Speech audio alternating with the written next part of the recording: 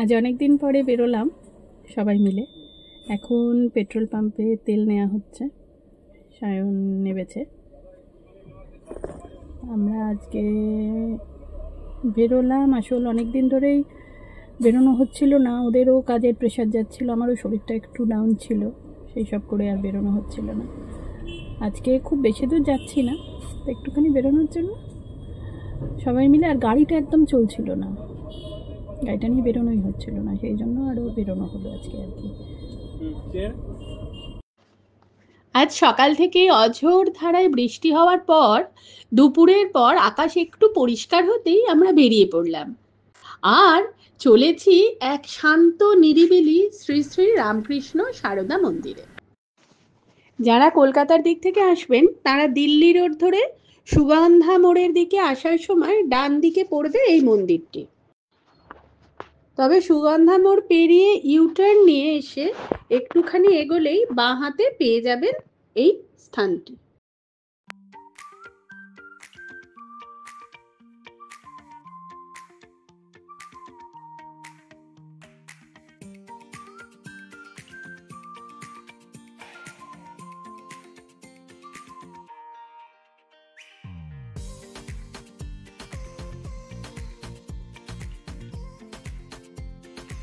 আর যারা ট্রেনে আসবেন তারা হাওড়া থেকে মেন লাইনের যে কোনো ট্রেনে করে এসে চুঁচুড়া স্টেশনে নামবেন আর সেখান থেকে টোটো নিয়ে পৌঁছে যাওয়া যাবে এই মন্দিরে।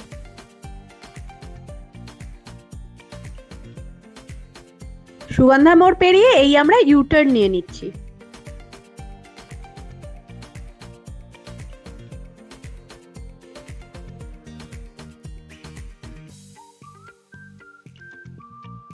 এসে পৌঁছে গেলাম শ্রী রামকৃষ্ণ সারদা মন্দিরে।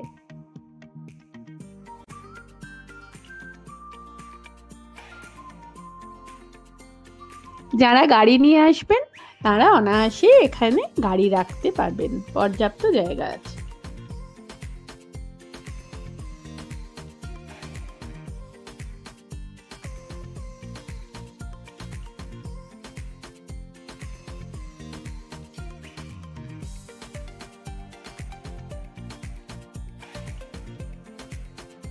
মন্দিরের বাইরের পাঁচিলের গায়ে শ্রী শ্রী ঠাকুর ও মায়ের বিভিন্ন বাণী লেখা রয়েছে।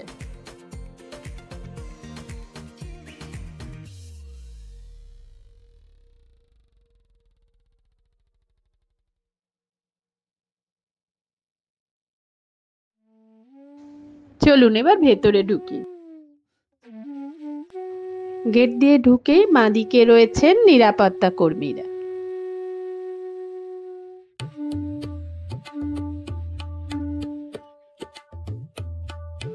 এবার আমরা এগিয়ে চললাম মূল মন্দিরের উদ্দেশ্যে। দুদিকে সুন্দর ফল আর ফুলের গাছে ভরা প্রাঙ্গণটি। এই বাগানের মাঝখানে একটি দোলনাও রয়েছে।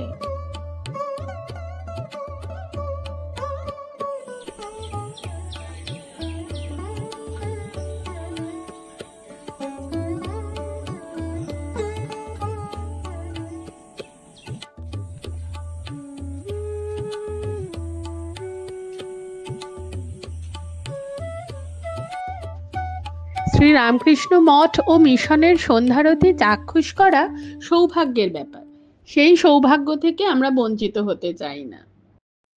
এসে গেছে সেই ক্ষণ, এখনই শুরু হবে আরতি। চলুন বসে পড়ি।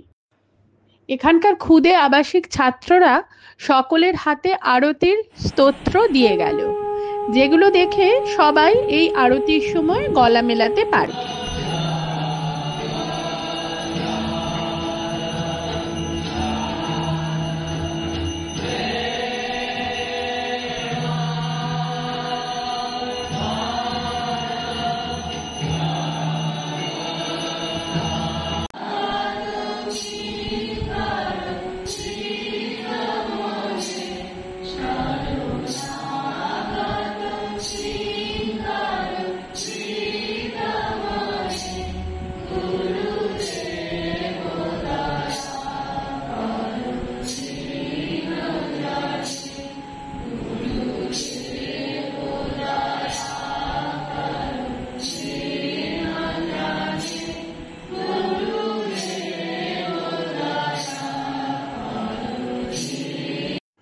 এখন চলে এলাম মন্দিরের অফিস ঘরে। এখানে এই মন্দিরেরই এক কর্মকর্তার কাছে জেনে নিই এই মন্দিরের খুঁটিনাটি। আমাকে আমার দরকার নেই, শুধু ওনার কথাটা আমি বলেই দিই। মন্দির সম্বন্ধে কখন খোলে আর এইখানে কি কি বিক্রি হয়? আমাদের মন্দির প্রত্যেক দিন সন্ধ্যে 7:30টায় খোলা হয়, 12টায় বন্ধ হয়ে যায় মেন গেট। আমাদের মন্দিরের যে ভিতরে গর্ভমন্দির আছে ওটা 12টায় বন্ধ হয়, কিন্তু তখন যেহেতু কথামৃত পাঠ চলে সেই জন্য নাট মন্দিরটা খোলা থাকে 12:30 পর্যন্ত। 12:30টায় নাট মন্দির বন্ধ হয়, তারপরে 12:30 থেকে ভোগ প্রসাদ দেওয়া শুরু হয়। আচ্ছা, আবার মন্দির ওই মন্দিরে খোলা হয় হচ্ছে বিকেল 4টে, আর বন্ধ হয় হচ্ছে এই 7:30টা পৌনে 1টা। ভোগ প্রসাদ নেওয়ার কি নিয়ম? ভোগ প্রসাদ নেওয়ার নিয়ম হচ্ছে আমাদের দুটো ফোন নাম্বার আছে, অফিসিয়াল নাম্বার। সেই নাম্বার এখানে আমাদের কাছে কার্ড আছে, সেই কার্ড যদি আপনি নেন সেই কার্ডের দুটো নাম্বার আছে। ওই দুটো নাম্বারের একদিন আগে ফোন করে যদি আপনি জানিয়ে দেন কতজন আসছেন, আমরা সেই হিসাবে ব্যবস্থাটা করি। এবার আগের দিন বা দিনের দিন সকাল 9:30টার মধ্যে যদি কেউ জানিয়ে দেন যে নাম্বার অফ হেডটা কি আছে, তাই আমরা তাদের জন্য ভোগ প্রসাদ রাখবো। এবার তারা এসে একটা তাদের যা ইচ্ছা সেই অনুযায়ী একটা ন্যূনতম ইয়ে দিয়ে আমাদের এখানে ঠাকুর সেবা একটা ডোনেশন দিয়ে কুপনগুলো আপনাদের নির্দিষ্ট কোনো কিছু ধার্য করা নেই। যে যেমন তার নিজের ক্ষমতা অনুযায়ী অল্প কিছু আমাদের মন্দিরে ডোনেশন করে কুপনগুলো সংগ্রহ করতে পারবে। আর এখানে দেখুন, এখানে ওইদিকে আছে রামকৃষ্ণ মিশন পল্লীমঙ্গলের বিভিন্ন সামগ্রী, যেগুলো বিভিন্ন রামকৃষ্ণ মিশন থেকে আমাদের এখানে আসে। যেমন ধরুন জয়রামবাটি, কামারপুকুর, শালগাছি, সারদাপীঠ, বাগবাজার, এইসব জায়গায় জিনিসপত্র আসে। আর এখানে আপনি কিছু ফটো পাবেন, কিছু বুকস পাবেন। বইগুলো মেনলি আমাদের উদ্বোধন, যে আমাদের মায়ের বাড়ির উদ্বোধন ওখান থেকে আনা হয়, ওখানকার প্রোডাক্টগুলো এখানে পাওয়া যায়।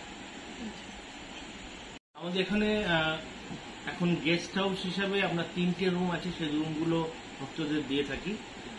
পরবর্তীতে আমাদের একটা বড় গেস্ট হাউসের প্রজেক্ট হাতে নেওয়া হয়েছে, যেটার কাজ প্রায় শেষের দিকে।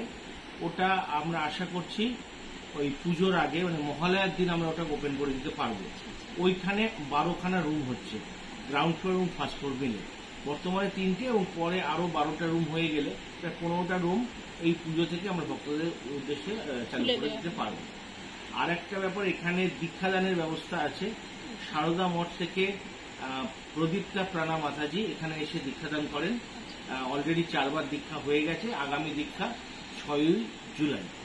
আচ্ছা, এছাড়া আমাদের এখানে 10টা বাচ্চা আছে যারা এখানে আশ্রমিক পরিবেশে বড় হচ্ছে। তাদের বাবা মারা এখানে তাদেরকে দিয়ে গেছে। সামনে দুটো স্কুল আছে, সেখানে তারা পড়াশুনো করে। এখানে তারা সকাল থেকে রাত পর্যন্ত থাকে এবং বিভিন্ন নিজেদের কাজ, পড়াশুনো সবকিছু করে, এবং এখানেই তারা বড় হচ্ছে। আগামী দিনে আমাদের ইচ্ছা আছে আরো বেশ কিছু বাচ্চাকে আমরা নেব।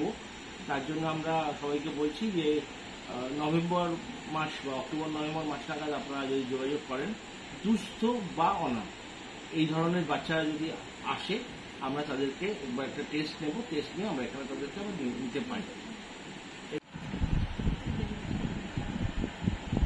এখানে বিভিন্ন মটরশুটির প্রোডাক্ট আছে, এখানে আম পান্না আছে, ঘি আছে, সুইট ম্যাঙ্গো পিকল, এদিকে আমলকি পিকল, এদিকে কুলের আচার, তেঁতুলের আচার, টমেটো সস, মধু আছে। আমরা এখান থেকে কিছু জিনিস কিনে নিলাম।